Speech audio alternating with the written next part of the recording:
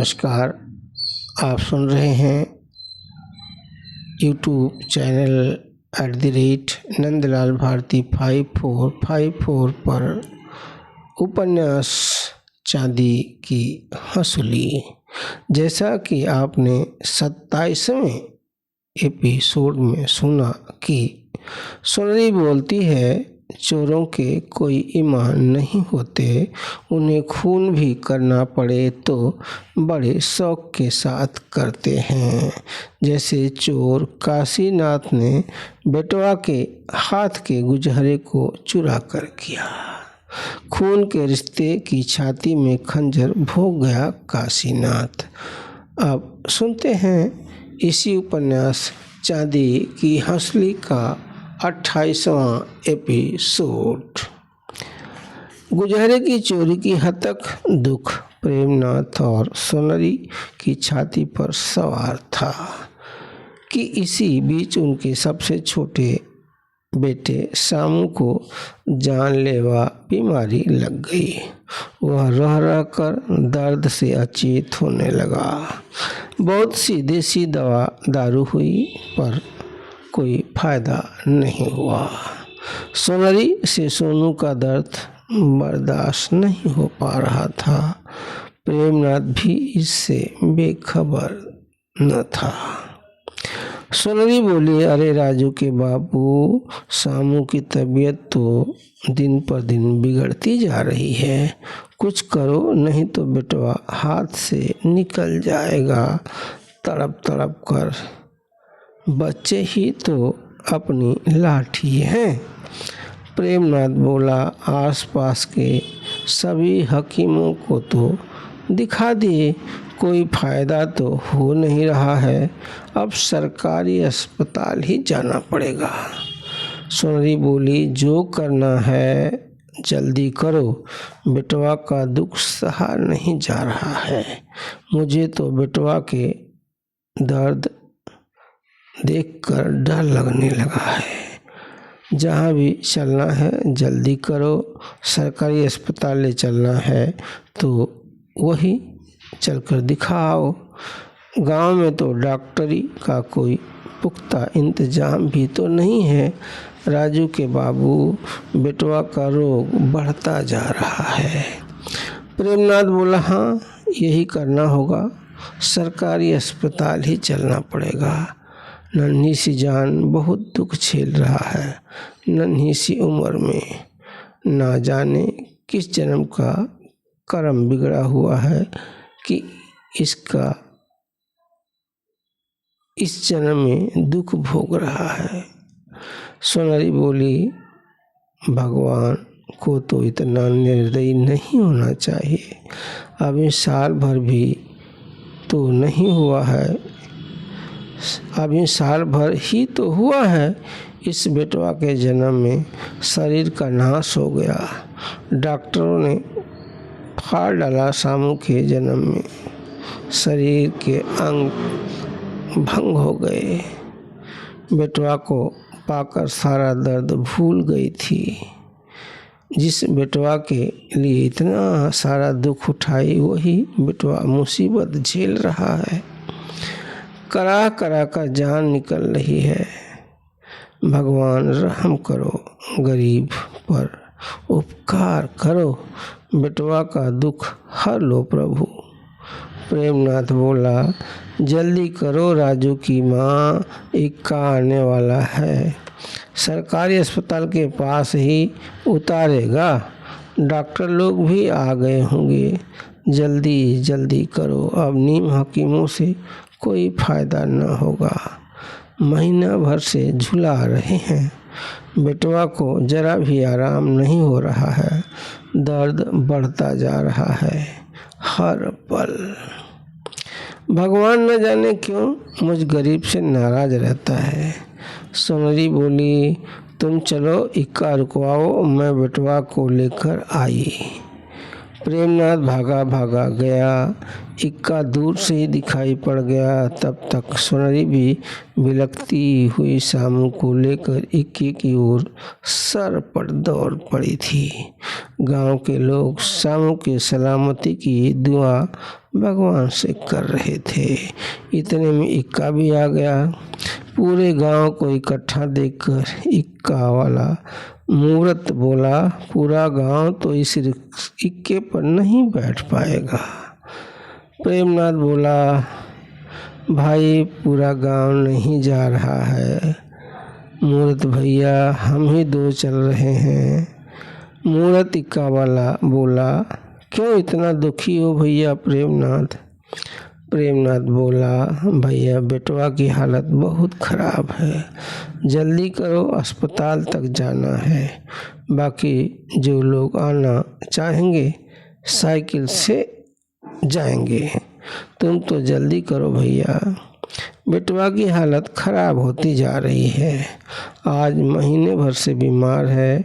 गांव के आसपास के सभी हकीमों को दिखा लिया पर कोई कन्न भूसी नहीं छूटी आज तक। महीना भर से पैसा दूह रहे हैं। मूर्त इक्का वाला बोला, हो क्या गया है बेटवा को? वही बेटवा ये है ना जो ऑपरेशन से पैदा हुआ है। प्रेमनाथ बोला, हाँ भैया वही है, न जाने कौन से नक्षत्र में पैदा हुआ। जब से पैदा हुआ है दुख ही दुख झेल रहा है, कभी माँ तो कभी खुद। ऑपरेशन से हुआ, माँ जीते जी मर गई, शरीर से अपाहिज सरीखे हो गई। ऋण कर्ज का भारी बोझ बढ़ गया। अब बेटवा की हाल सामने ही है, कई दिनों से रात दिन रो रहा है। आसपास के सभी हकीमों की दवाई ले चुका पर आराम नहीं मिल रहा है। भगवान न जाने क्यों गरीबों को ही दुख देता है।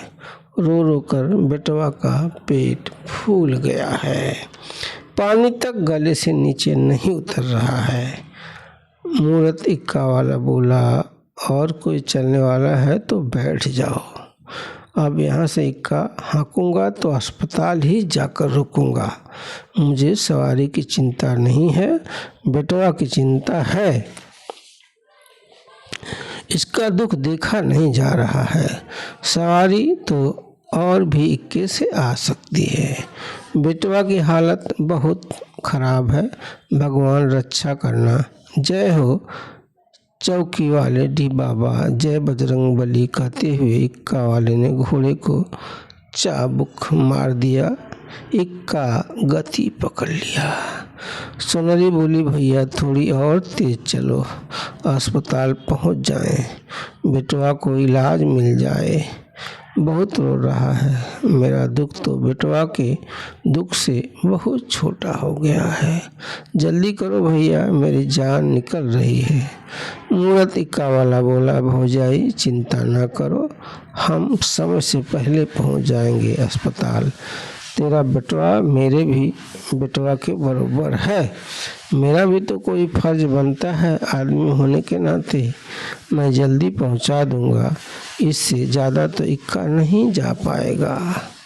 भौजाई इक्का तो घोड़ा ही खींच रहा है, ना मोटर तो नहीं लगी है इसमें, चिंता न करो हम पहुंच जाएंगे। बेटवा का रोना सुनकर मेरा दिल रोने लगा है। भगवान तो बेटवा का दुख मेरे को दे दे, बेटवा का सारा दुख हर लो प्रभु। डॉक्टर तो अपने समय पर ही आएंगे। अस्पताल में रोगियों की भीड़ भी तो बहुत होती है। 10 कोस की दूरी में यही तो एक अस्पताल है, सरकारी लालगंज में। बाकी हकीम लोग जो बैठे हैं सब पैसा लेकर जीवन ले लेते हैं। हमारी सरकार भी तो गांव की तरफ देखती ही नहीं है। न अस्पताल है, न ही रोजी रोटी के कोई पुख्ता साधन और न ही आवागमन के साधन। बेचारा गरीब क्या करेगा, तड़प तड़प कर मरेगा ही ना। तड़प तड़प कर मरना इस इलाके की किस्मत बन चुकी है। न जाने सरकार को इस इलाके के गांव की कब सुध आएगी। वादा तो हमारी सरकारें ऐसी करती है जैसे हम पिछड़े इलाके के गांव के गले में तरक्की की हंसुली डाल देगी। सोनरी बोली, हाँ भैया, कह तो ठीक रहे हो, हम गरीबों की आज तक कौन सुना है। भैया देखो बेटवा अब सांस भी नहीं ले पा रहा है ठीक से, थोड़ा तेज चलो ताकि पहले पहुंचकर नंबर लगा लें। प्रेमनाथ बोला, हाँ भैया मूरत, राजू की माँ ठीक कह रही है, यदि देर से पहुंचेंगे तो नंबर देर से आएगा। भैया इससे बेटवा की इलाज में दिक्कत होगी, बेटवा की हालत तो खराब होती जा रही है। मूरत इक्का वाला बोला, बहुत फुर्ती से 10 कोस की दूरी 1.5 घंटे में तय कर लिया। सोनरी और प्रेमनाथ अस्पताल पहुंच गए। मूरत इक्के वाले ने जल्दी 10 कोस की दूरी कवर कर लिया। सोनरी और प्रेमनाथ अस्पताल पहुंच गए शामू को लेकर, परंतु अस्पताल खुला ही नहीं था। मरीजों की भीड़ लगी हुई थी। कस्बे की बाजार खुल चुकी थी। बाजार में चहल पहल भी अधिक थी, पर मरीजों को इंतजार था अस्पताल के खुलने का। शामू का दर्द बढ़ता ही जा रहा था। सांस लेने में दिक्कत बहुत हो रही थी, तकलीफ हो रही थी। वह जोर जोर से हाँफे जा रहा था और रोना तो कम हो रहा था, पर बेचैनी और अधिक हो गई थी। शामू की हालत देखकर रोना आ रहा था। शामू अचेतावस्था में धीरे धीरे सांस भर रहा था। कुछ लोग सोनरी को डांट रहे थे, यह कहकर कि कैसी माँ है, नन्हे से बच्चों को नहीं संभाल पा रही है। वे लोग शामू के दुख से अनजान थे। कुछ लोग उत्सुकता बस पूछने लगे, क्या हो गया बेटवा को, इतनी तेज तेज सांसें ले रहा है, हल्फा मार रहा है जैसे, जरा छाती की मालिश करो। लोग तरह तरह की सलाह दिए जा रहे थे। डॉक्टर साहब के आने में देर हो गई। सूरज सिर पर आ गया। बड़ी मुश्किल से शामू का नंबर आया। डॉक्टर तक शामू को ले जाते सांस उखड़ने लगी थी। डॉक्टर भर्ती करने की तथा इलाज 4-6 दिन चलने की सलाह एक नज़र में दे दिए। रुपए का इंतजाम करने की भी सलाह डॉक्टर ने दी। डॉक्टर की बात सुनकर सोनरी और प्रेमनाथ एक दूसरे का मुंह देखने लगे। शामू अचेत हो चुका था पूरी तरह। सोनरी और प्रेमनाथ के माथे पर उदासी और आंखों में आंसू का सैलाब उमड़ रहा था। शहर में प्रेमनाथ को रुपया उधार मिलने की कोई गुंजाइश न थी। कोई ऐसा न था जो उधार रुपए दे दे अथवा दिला सके। कैसे भी सेठ साहूकार लोग आदमी के बुरे दिनों का भरपूर दोहन करना जानते भी हैं। प्रेमनाथ बोला, राजू की माँ, तुम शामू के पास बैठो, दवा तो दे दी है, भगवान ने चाहा तो आराम हो जाएगा। मैं थोड़ी बहुत जान पहचान है, कोई मदद कर दे इस मुसीबत में तो अच्छा है। मैं उस सेठ के पास जाता हूँ जहाँ से हंसुली बनवाई थी। सोनरी बोली, यहाँ तो हथुदरा मिलने वाला नहीं है, सभी धंधेबाज लोग हैं, अंगूठा भी लगवाएंगे, गवाही भी मांगेंगे। यहाँ अपनी गवाही कौन देगा? मुसीबत में तो सगे नहीं पहचानते, पराये क्या पहचानेंगे, वह भी शहर में। यहाँ कौन साथ देगा अपना राजू के बापू? प्रेमनाथ बोला, कोशिश करने में क्या जाता है। सोनरी बोली, बेटवा की हालत देखो, तुम उधारी के लिए कहाँ कहाँ और किस किस के सामने हाथ फैलाओगे, वह भी व्यर्थ जाएगा। प्रेमनाथ बोला, क्या करूं, जल्दी बोलो। सोनरी बोली, क्या बोलूं, कहते हुए गले से हंसुली निकाली और प्रेमनाथ के हाथ पर रख दी। प्रेमनाथ बोला, यह क्या है? सोनरी बोली, बेटवा से ज़्यादा कीमती नहीं है, लो जाओ गिरवी रखकर पैसा लाओ। हंसुली, गिरवी रखकर कोई भी सेठ साहूकार पैसा तो दे देगा, बेटवा ठीक हो जाए बस। हंसुली, किस्मत में होगी तो बन जाएगी, अभी तो बेटवा की जान बचाओ, आगा पीछा मत सोचो। जल्दी करो राजू के बापू, पैसा की वजह से हार नहीं मानना है। अरे इसी दिन रात खातिर तो रकम होती है, जाओ जल्दी करो, बेटवा की हालत में कोई सुधार नहीं हो रहा है। अपने पास पैसा रहेगा तो डॉक्टर से बोलकर अच्छी दवाई लिखवाकर अपने बेटवा की जान बचा लेंगे। जाओ अब देर न करो, देखो बेटवा को और तेज हल्फा मारने लगा है। प्रेमनाथ असहाय सा सोनरी को एक टक देखता रहा। वही सोनरी जो हंसुली को अपनी जान से ज़्यादा कीमती समझती थी, वही आज गिरवी रखने को दे रही है बेटवा के इलाज के लिए। हंसुली बंधक रख दी गई, रुपया का इंतजाम हो गया, लेकिन शामू को जरा भी आराम नहीं हो रहा था, तकलीफ बढ़ती जा रही थी। सोनरी कभी डॉक्टर के सामने गिड़गिड़ाती तो कभी कंपाउंडर के सामने, नतीजा कुछ नहीं निकल रहा था। डॉक्टर कंपाउंडर सभी ढाढ़स बंधाते, बोलते बेटवा ठीक हो जाएगा, चिंता न करो, पर माँ का दिल डर रहा था, जैसे उसके कलेजे में कोई तेज धारदार हथियार से घाव कर रहा हो। कंपाउंडर सोनरी की बेचैनी देखकर बोला, देखो धीरज रखो, डॉक्टर साहब ने बहुत अच्छी दवाई दी है, कुछ ही देर में आराम हो जाएगा, भगवान पर भरोसा रखो, डॉक्टर तो अपना काम कर ही रहे हैं, भगवान पर यकीन रखो, ठीक ही होगा, सब कुछ तो उसी के हाथ में है, भगवान से प्रार्थना करो, डॉक्टर तो पूरी लगन से लगे हुए हैं, बेटवा तुम्हारा ज़रूर ठीक हो जाएगा, इससे बढ़िया कोई डॉक्टर क्या दवाई देगा। सोनरी बोली, हाँ साहब, भगवान पर तो भरोसा है ही, पर कुछ दुख तो कम हो, बेटवा को सांस लेने में कितनी तकलीफ हो रही है, बेटवा को देखकर कलेजा मुंह को आ रहा है, देखो बेटवा अब तो सांस भी नहीं ले पा रहा है। कंपाउंडर बोला, घबराओ नहीं, जो डॉक्टर के हाथ में है वह बेहतर ढंग से कर रहे हैं, चिंता न करो, बेटवा ठीक हो जाएगा। धीरे धीरे अंधेरा पसर रहा था, शाम को जरा भी आराम नहीं हो रहा था, ज्यों-ज्यों अंधेरा घिरता जा रहा था, लोग कम होते जा रहे थे। अंत में सोनरी, प्रेमनाथ और जीवन और मौत से जूझता शामू ही अस्पताल में बचे थे। रात में डॉक्टर तो कोई नहीं था, हाँ एक कंपाउंडर जरूर था।